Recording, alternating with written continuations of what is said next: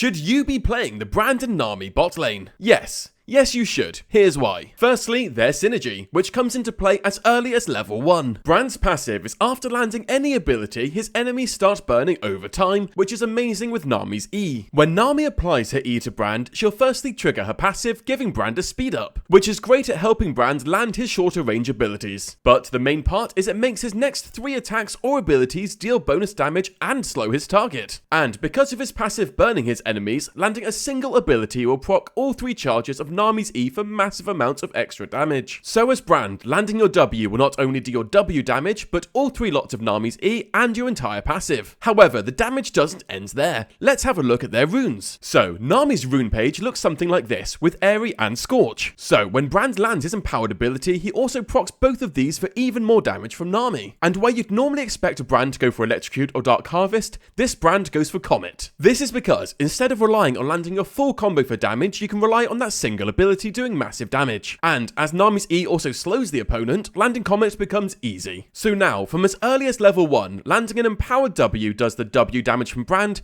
3 lots of E damage from Nami, Brand's passive, Scorch, Airy, and Comet for insane damage. Next, let's talk about their lockdown. Because Nami E slows, it makes Brand's Q much easier to land, allowing you to do your full combo and stun them, which in turn gives Nami a stun target to easily bubble. Nami's bubble is traditionally incredibly difficult to land, as it's a pretty small circle and it gives your opponent a ton of time to avoid it. However, with Brand's stun becoming easier to land, her Q also becomes easier to land as follow-up CC. And if everything's perfectly timed, Brand's stun into Nami bubble into Nami ult is 3.5 seconds straight of lockdown. Not to mention the ridiculous amount of damage that comes along with it. And if you think the synergy ends with just damage and lockdown, you'd be wrong. Let's talk about items. With Brand's traditional build, he wants to get Crystal Scepter. This is an amazing item for him as he can constantly slow his opponents while they burn. But with Nami, he already has this slow built in, which means he can skip this item. This means for his first 2 items, he can always prioritize double burn items instead. And from here, he can go straight into raw damage with items like Deathcap and a Shadow Flame, or he gets to buy important team fighting utility even earlier with items like Zhonya's and Crypt Bloom. Being able to buy these items sooner makes his power spike harder and earlier. And in addition to this, Nami's first item should be Imperial Mandate, which means when she slows an enemy, which she does when Brand applies her E, she also marks the enemy. Then any ally damage, which does include Brand's passive, procs the mark for bonus damage, and you both get a burst of movement speed. So as soon as you have this, you give Brand even more damage again and even more mobility. And the very best thing about this lane is it's just so easy to play. All the Nami player needs to do is to E Brand and then Q a CC target. And all the Brand player needs to do is land one ability and Q a slowed target. And that's how to play the Brand Nami bot lane. Like the video and comment below which bot duo you want to see next.